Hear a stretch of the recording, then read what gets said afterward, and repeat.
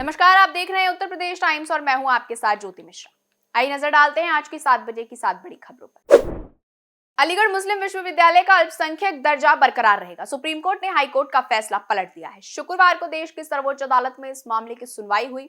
इस केस की सुनवाई 7 सदस्यों की संवैधानिक पीठ ने किया। इसका नेतृत्व मुख्य न्यायाधीश DY चंद्रचूड़ ने किया। 7 जजों की पीठ ने 8 दिन तक सुनवाई करने के बाद फैसले को सुरक्षित रखा। तो सुप्रीम कोर्ट की 7 जजों की बेंच में से 4-3 की मेजोरिटी से अलीगढ़ मुस्लिम विश्वविद्यालय का संविधान के आर्टिकल 30 के तहत माइनॉरिटी दर्ज का अधिकार दिया गया है।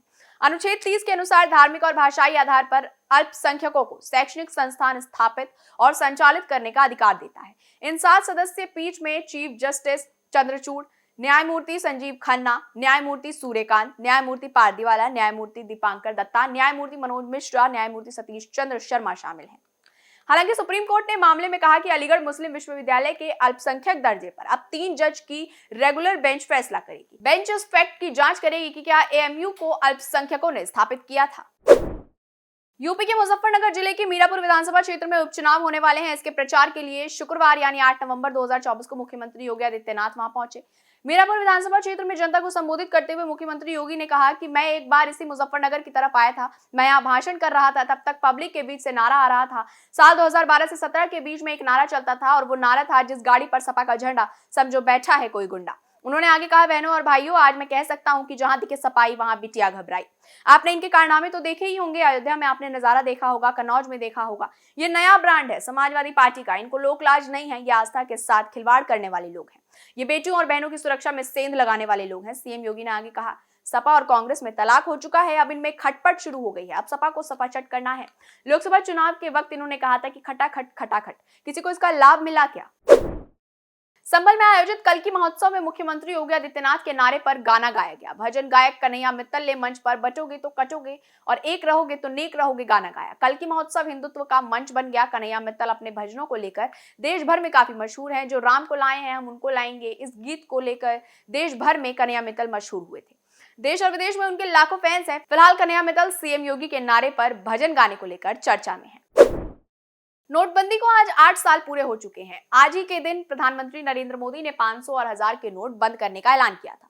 विपक्षी दल लगातार पीएम मोदी के इस फैसले को लेकर सवाल उठाते रहे। वहीं समाजवादी पार्टी के अध्यक्ष अखिलेश यादव ने भी आज इस दिन को याद करते हुए इसे काला इतिहास बताया और कहा कि बीजेपी के इस फैसले से भारत की अर्थव्यवस्था अनर्थव्यवस्था बन गई है। सपा अध्यक्ष अखिलेश यादव ने अपने आधिकारिक सोशल मीडिया हैंडल पर नोटबंदी की सालगिरह पर लंबी चौड़ी पोस्ट लिखी और भाजपा पर जमकर निशाना साधा। उन्होंने लिखा, भारतीय अर्थव्यवस्था के इतिहास में नोटबंदी के नाम पर एक पूरे का पूरा अध्याय सिर्फ काले रंग से ही छापा जाएगा।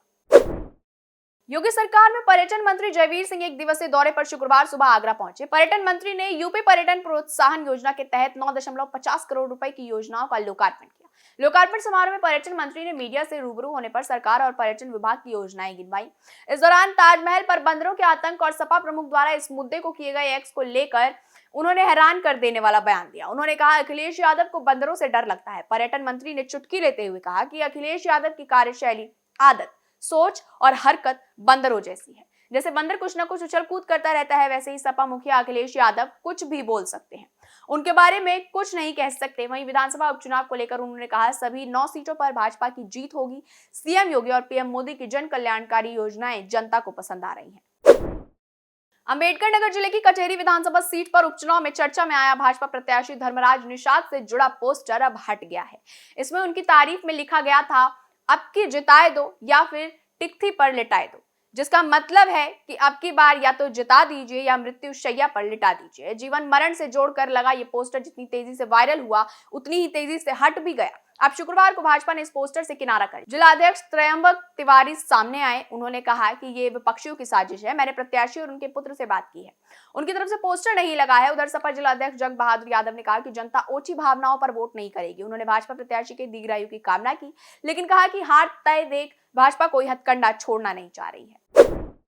कानपुर के एकता गुप्ता हत्याकांड के बाद राज्य महिला आयोग ने योगी सरकार को महिलाओं की सुरक्षा से जुड़ा नया प्रस्ताव भेजा। नए प्रस्ताव के तहत पुरुष टेलर महिलाओं के कपड़ों के नाप नहीं ले सकेंगे। इतना ही नहीं, जिम और योगा सेंटर में भी महिलाएं ट्रेनर होंगी।